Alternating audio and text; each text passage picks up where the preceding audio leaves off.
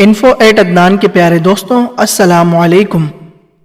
ناظرین، طالبان کے آغاز کے حوالے سے ملا عمر کے تاریخی بیان کو شروع کرنے سے پہلے یہ جاننا بہت ضروری ہے کہ طالبان سے قبل افغانستان کے حالات کیسے تھے۔ ہم اپنی ویڈیو کا آغاز کریں گے 1989 کے بعد سے، جب روسی فوج افغانستان سے جا چکی تھی اور افغانستان آزادی کا جشن منا رہے تھے، لیکن بہت جلد عالمی سازشوں کے سبب اس جشن کو ماتم میں تبدیل کر دیا گیا۔ جشن ابھی ختم نہیں ہوا تھا کہ افغانستان کے حالات کچھ ایسے ہوتے چلے گئے جیسے اسلام سے قبل عرب کے تھے۔ عالمی خفیہ اداروں کے تیار کردہ جہادی تنظیموں نے وار لورڈز کا روپ دھار لیا تھا، جبکہ وہ مجاہدین جو کل تک افغانوں کے ہیرو ہوا کرتے تھے اب لوگ ان سے نفرت کرنے لگے تھے۔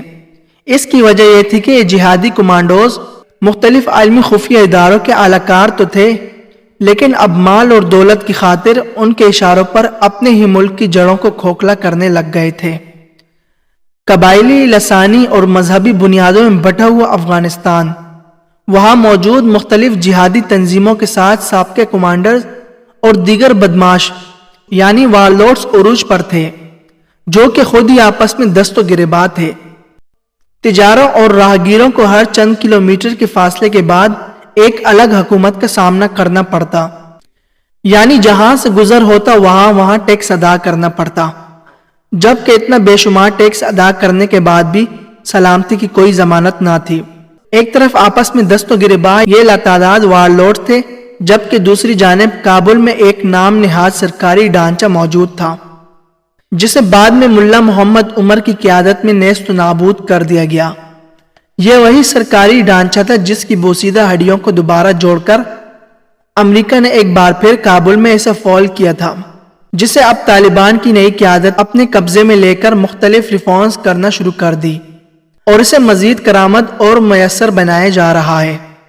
آج جو عمل طالبان کی زیر قیادت افغانستان میں قائم ہے، اس کے پیچھے اس مرد مجاہد یعنی ملا محمد عمر کی عظیم سوچ، جذبہ ایمانی کار فرما ہے۔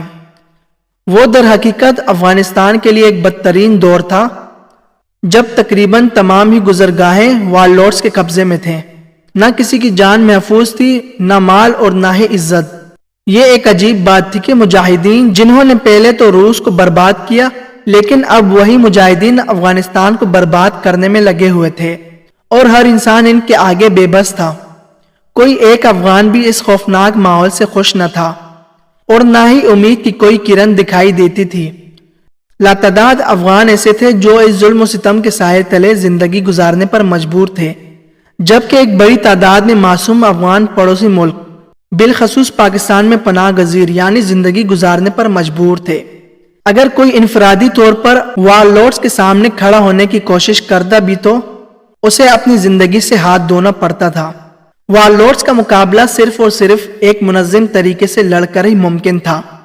اس تمام تر ماحول کے اثرات ہر شہری پر مرتب ہو رہے تھے، اور انہی میں قندھار کے ایک مدرسے کا طالب علم جو کہ ملا محمد عمر بھی تھا۔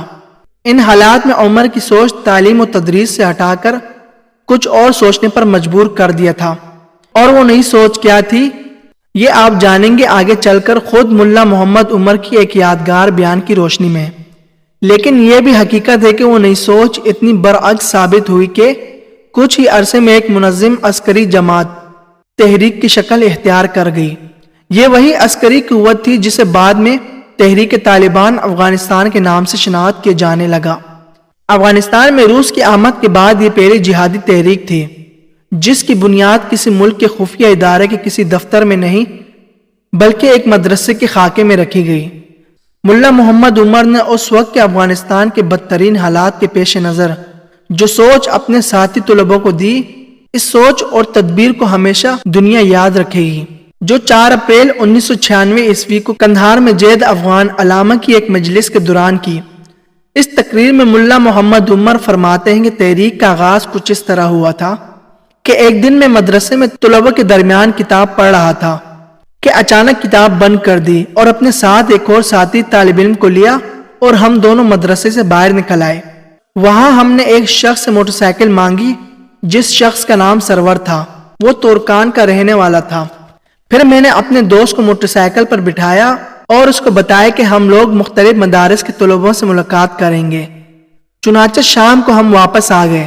اس دوران میں نے اپنے دوست سے کہا کہ ہم گھومتے رہیں گے اور یہ راستے یاد رکھو، انشاءاللہ ایک دن انقلاب اور تبدیلی ضرور آئے گی۔ اگلی صبح ہم لوگ پھر موٹر سائیکل پر سوار ہوئے اور ایک مدرسے میں جا پہنچے جہاں 14 طالب علم سبق پڑھ رہے تھے۔ ہم نے ان سب کو جمع کیا اور ان سے بات کی اور کہا کہ اللہ کا دین پامال ہو رہا ہے، جن کی وجہ سے دوسرے لوگ بھی برباد ہو رہے ہیں اور بے شمار لوگ برائیوں کی طرف جا رہے ہیں۔ ایک سازش کے تحت مسلمانوں کو انہی کے ہاتھوں برباد کروایا جا رہا ہے۔ یہ لوگ دوسرے مسلمانوں کو بھی برے کاموں اور حرام چیزوں کا عادی بنا رہے ہیں، جبکہ لوگوں کو اسلام سے دور رکھنا چاہتے ہیں۔ بدماش اور بدگمان لوگ اس ملک پر قابض ہو چکے ہیں۔ لوٹ مار اور قتل و غارت گیری زور و شور سے جاری ہے۔ ہر راستوں پر لوگوں کی عزتیں لوٹی جا رہی ہے اور لوگوں سے مال زبردستی چھین لیا جاتا ہے۔ میں نے ان طلبوں سے کہا کہ اس شدید ظلم و ستم کے ماحول میں درس و تدریس کا عمل جاری نہیں رکھ سکتے اور نہ ہی زندہ باد اور مردہ باد کے نعروں سے یہ مسائل حل ہو سکتے ہیں۔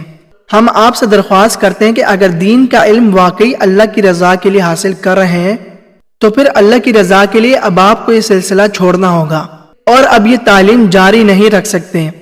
میں نے ان سے یہ بھی کہا کہ مدارس کے طلبوں سے کسی نے روٹی کا وعدہ نہیں کیا۔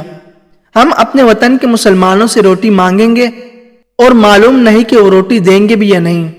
اس کے بعد ہمیں کھانے کا موقع ملے گا بھی یا نہیں، کیونکہ یہ کام دن یا پھر ایک ہفتے کا نہیں اور نہ ہی مہینے یا پھر سال کا ہے، اور یہ بھی نہیں معلوم کہ تبدیلی کسی کے بس کی بات ہے بھی یا نہیں۔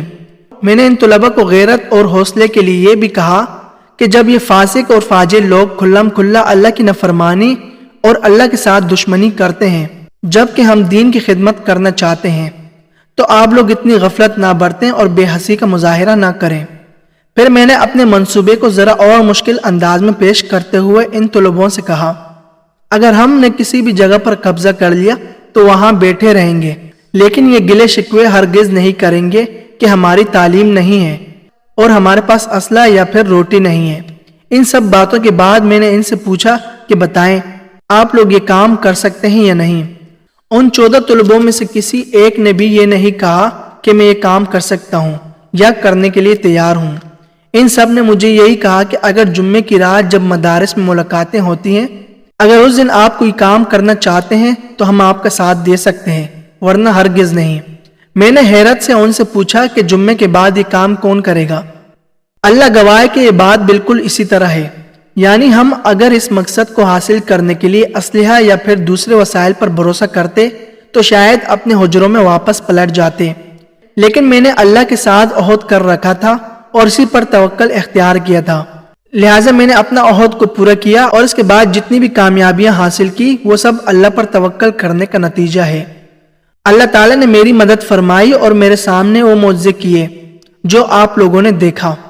بہرحال ان طلبوں سے رخصت ہونے کے بعد میں نے دوسرے مدرسے کا رخ کیا اور وہاں کے طلبوں کے سامنے بھی یہی بات رکھی، لیکن ان کے سامنے اس کارگزاری کو اور بھی مشکل بنا کر پیش کیا۔ اس کے باوجود وہاں کے طالب علموں نے اپنے نام میرے پاس لکھوائے اور میرا ساتھ دینے کے لیے تیار ہو گئے۔ یہ اور اس سے پہلے کے مدرسے والے لوگ بھی ایک ہی نبی کے امتی تھے اور ایک ہی قوم کے اور ایک ہی علاقے کے رہنے والے تھے۔